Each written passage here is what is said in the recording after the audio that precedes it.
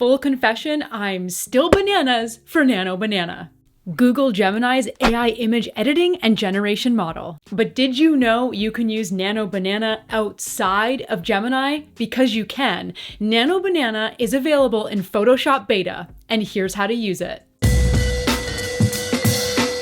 Hey friends, no, I'm not AI. I'm Tasia Custode, and here's how to use Nano Banana in Photoshop.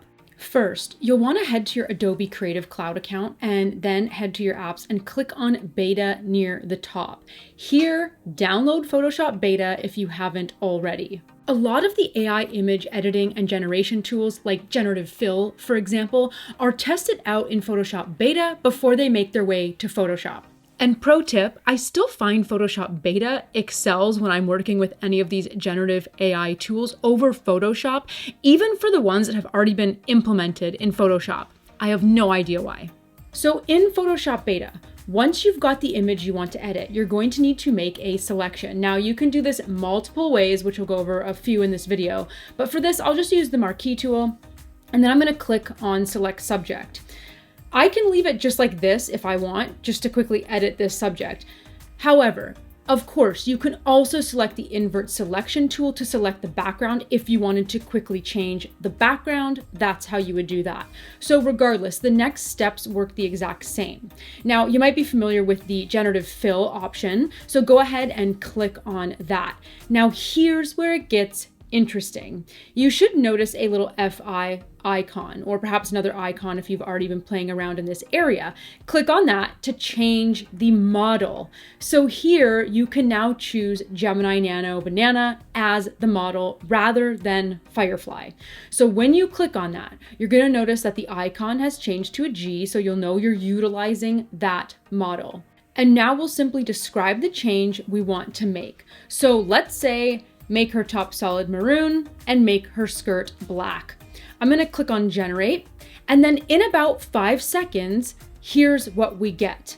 Let's toggle off this layer to see our original and then toggle it back on to see it with our changes. Okay, so you can see we need to touch up the arm a little bit here. There's a little bit amiss with this area here, but all in all, it's really not bad for 5 seconds of work.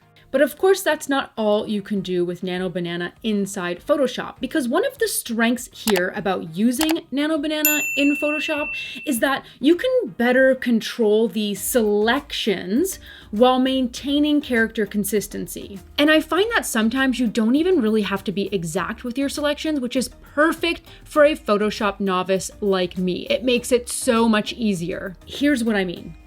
For this, I've selected the selection brush tool, and I'm going to bring the size down a bit, and then I've scaled back the hardness of this. I find it's a little bit more forgiving if you scale this back to 10% or less. Not really sure why, because again, I'm a Photoshop novice. So then let's select these tags on Poppy here. And I'm gonna ask Generative Fill using Nano Banana to remove the tags. You can see I've not been exact with this selection at all over the tags. Now, just like that, it's removed the tags, but it's left a little bit of the other ring. So what's nice here is we don't have to reprompt again. Let me move this bar out of the way a little bit, and let's simply just hit generate again. I didn't reprompt. And now you can see to the right, it's generating another variation. So once it generates another version, you can toggle between the versions and see what you like best. And what's also nice here is that the default layer name is exactly what you prompted. So you will never forget your initial prompt, and you can always click on that layer at any time to change the prompt or regenerate a version. Super helpful. So that would have taken someone like me forever in Photoshop to remove those tags from Poppy, but now it took all of 10 seconds. But you can also change the perspective of a shot while maintaining character consistency. So let's change our tool and select the entire image here and say, pan the camera to the left. Whoa. Okay, it's done its best with generating the other side of the room, and look at Poppy, she kind of looks the same. This is pretty impressive. But let's toggle off both of these layers we created now and work with our original background image of Poppy. Let's simply select all by hitting Command or Control A, and we're gonna ask Nano Banana to have the dog lying on a surfboard in the Pacific Ocean. And would you look at that? It has maintained Poppy's face, her ears, even that collar, and she's indeed lying on a surfboard in the ocean. All right, so let's take it a step further. And again, we'll hit Command or Control A to select the entire image. And let's ask Nano Banana in Photoshop to add a turtle in the foreground. I'm not even really being very specific with what I want to see, but sure enough, it's added that turtle to the foreground.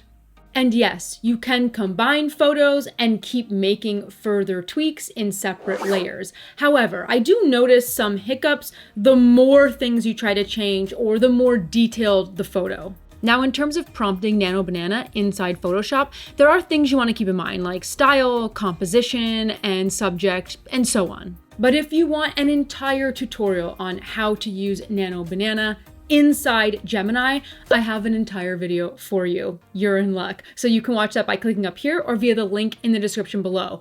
What I recommend is start playing around with Nano Banana inside Gemini and then move on over to Photoshop Beta, if you have it, and see what you like best and see what gives you the best results. I'm also really curious to know, if you have used both, what do you prefer and why? What's giving you the better results? Let me know in the comments below. And I'm really curious to know your thoughts. Have you tried Nano Banana inside Photoshop? And if so, what were your thoughts? Did you like it? What have you been creating? Drop your comments below so we can all get our creative juices flowing. As always, thank you so much for watching this video. If you like this video, why don't you go ahead and give it a like and subscribe to this channel for more content just like this. You can click right about here to subscribe to my channel and here for even more Gemini goodness. Thanks for watching. See you next time.